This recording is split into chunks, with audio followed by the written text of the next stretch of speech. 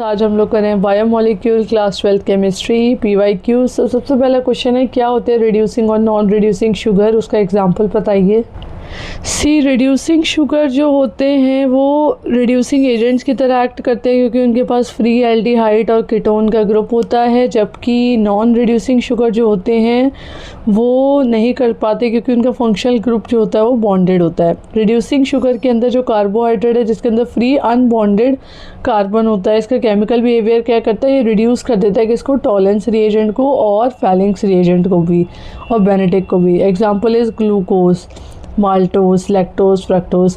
लेकिन non reducing agent क्या होता है, जो कार्बोहाइड्रेट जहाँ पे एनोमरिक जो कार्बन होता है उसे लिंक कर दिया जाता है ग्लाइकोसिडिक बॉन्ड से।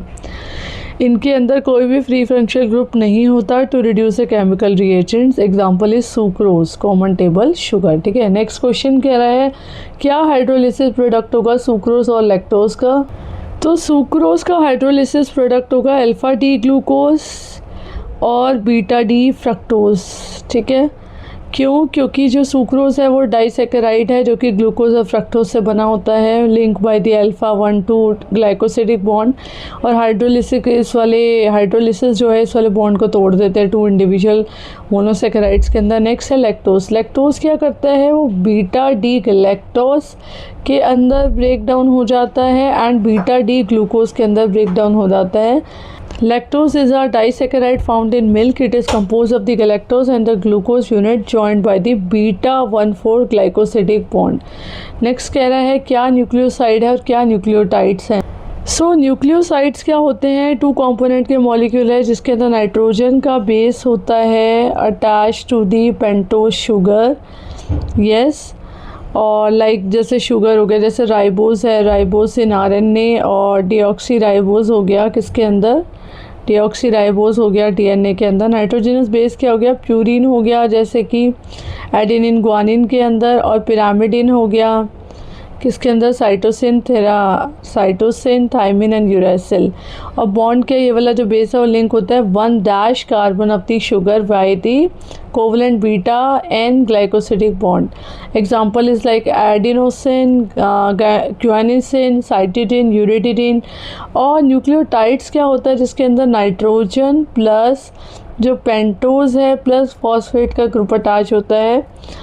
सो इसके अंदर क्या हो जाता है, जो फॉस्फेट का ग्रुप होता है वो अटैच होता है एस्टर के लिंक के through, typically 5' carbon of the pentose sugar. और ये सर्व करेगा as a functional subunit of the nucleic acid and act as a ATP, adenosine triphosphate, और adenosine monophosphate. Okay, next is क्या differentiate होता है DNA और RNA में।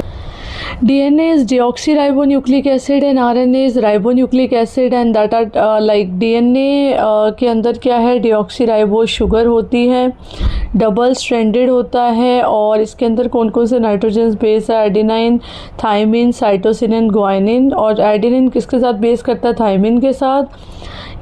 और लॉन्ग टर्म की स्टोरेज है इसके अंदर DNA में, ये न्यूक्लियस में होता है या फिर माइटोकॉन्ड्रिया या फिर क्लोरोप्लास्ट में, हाईली स्टेबल है और रेजिस्टेंस टू क्लीवेज है। RNA में क्या होता है, राइबोन्यूक्लिक एसिड है, राइबो शुगर से बना हुआ है, शुगर की टाइप क्या है, सिंगल स्ट्रैंडेड है, adenine, uracil, cytosine, guanine. Adenine जो है वो पेयर करता है यूरेसिल के साथ, प्रोटीन का सिंथेसिस में हेल्प कराता है, जीन की रेगुलेशन में, न्यूक्लियस के अंदर बनता है, मूव टू साइटोप्लाज्म, और अनस्टेबल होता है और रिएक्टिव होता है एंड ईजिली डिग्रेडेड होता है। नेक्स्ट क्या कह रहे हैं, पेप्टाइड बॉन्ड क्या है और ये कैसे बनता है। पेप्टाइड बॉन्ड एक अमाइड का टाइप होता है, कोवलेंट केमिकल बॉन्ड का, जो कि 2 कॉन्सिक्यूटिव अमीनो एसिड से अटैच है। ठीक है, and along with the peptide और the protein chain it specifically connect the carboxyl carbon atom of the 1 amino acid of the amine to the nitrogen atom of the next amino acid. ठीक है, तो जैसे कि COOH जो है वो एक अमीनो एसिड का रिएक्ट कर जाता है NH2 से of the another amino acid.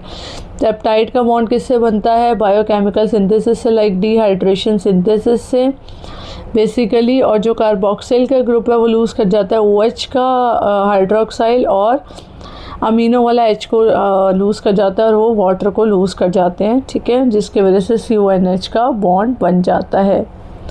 Next क्या कह रहा है कि अमीनो एसिड क्यों सॉल्ट्स की तरह बिहेव करते हैं।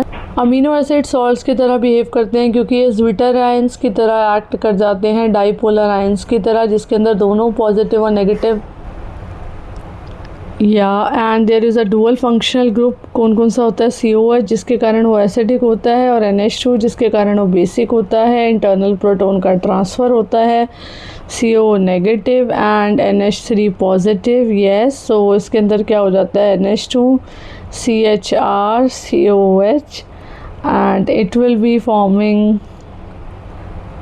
NH3 positive, CHR and this CO negative। yes, ये सॉल्ट टाइप प्रॉपर्टीज़ होता है क्योंकि इलेक्ट्रोस्टैटिक फोर्स ऑफ अट्रैक्शन है, हाई मेल्टिंग पॉइंट है, सॉल्युबिलिटी इन वाटर और इनसॉल्युबिलिटी in the non polar organic solvent. Next कह रहा है क्यों ग्लूकोज का पेंटाएसिटेट रिएक्ट नहीं करता हाइड्रोक्साइल अमाइन के साथ। ये इसलिए होता है, क्यों नहीं करता? क्योंकि ये ओपन चेन का स्ट्रक्चर नहीं बना पाता है। इसके अंदर जो होते हैं वो फ्री एसिड एल्डिहाइड के ग्रुप हो जाते हैं। ओपन चेन जो होता है ग्लूकोज का वो इक्विलिब्रियम में एग्जिस्ट करता है साइक्लिक हेमीएसिटल के साथ।